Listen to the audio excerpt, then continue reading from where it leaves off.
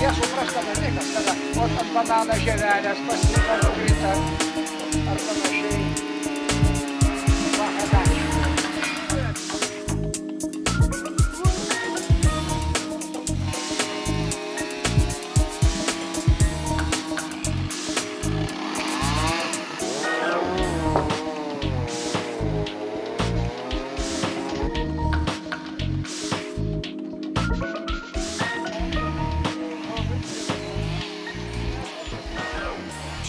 Šį šeštadienį vyko kiekvienų metų eilinė klubo talka.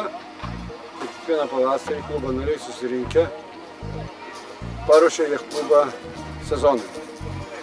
Tai yra atlikti reikia būtinus darbus, sumontuoti pulkelius, prie kurių švartuojasi jachtos ir visi numatyti statybiniai darbai. Tiesiog kaip klubo vadovas labai džiaugiuosi, kad beveik visi klubo nariai aktyviai dalyvavo.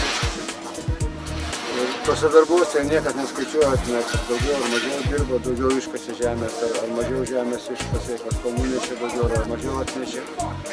Visi kartu pietauja, kartu vakarieniauja, kartu praleidžia šitą savaitgalį, nelabai šiltą savaitgalį, bet po šito savaitgalio klubas, mūsų kintų buriavimo klubas Marių Burės, tikrai atrodys gražesnis. Ir tikrai jau mes būsim pasiruošę priimti svečius, atplaukiančius į Lietuvą, į Rimingės kaimą, į Rimingės uostą, kurie galėtų čia sportuoti, sustoti ir gauti visas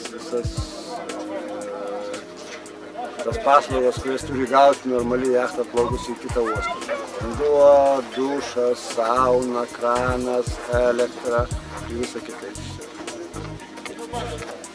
Būsime pasiruošę po šito savaitgalio priimti jachtas iš viso pasaulio.